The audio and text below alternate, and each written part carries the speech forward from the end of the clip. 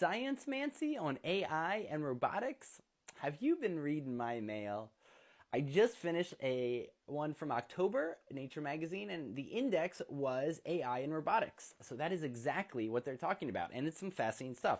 The first thing they're talking about is how this is revolutionizing uh, studying the deep seas because they're developing soft robots, and soft robots is such a big thing. You can do so much more with soft robots, and these soft robots are starting to get AI integrated into them so they can go down into the depths with no data to the top and do their collection and get useful data, which is a very cool thing. This is mostly about the transformations of science, but you can imagine how this is going to change other parts of the world. This one is about searching through catalysts for different enzymatic reactions. And this is huge. I see more and more researchers using AI.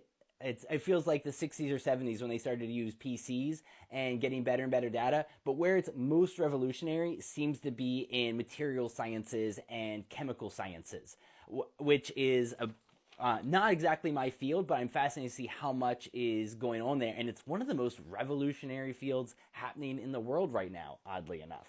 So the ability to use AI to search for these gigantic possibilities of what enzymes might work or what material states might be best for this situation is going to be a huge part about AI, and the robotics to be able to test that. They're working on labs where everything gets done inside a robotic lab the size of this room.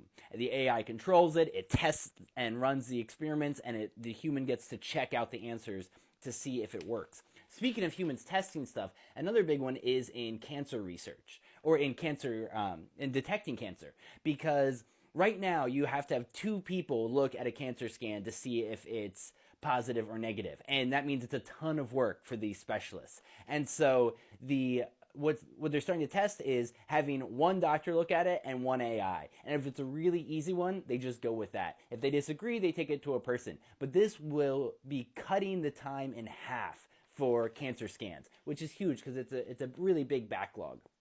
The final thing that's fascinating is the rise of AI robot insects.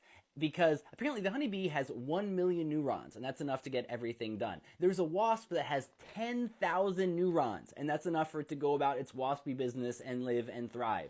And so we're training these giant AIs with more and more parameters, and as some data scientists are saying, it's not about that. It's about having a really good architecture to it. It's not about being gigantic. It's about it being like a bonsai tree, well made. And so we're going to see this more and more with AI robots coming together in these swarms, able to do a vast amount of things. I mean, the sci-fi ideas are endless.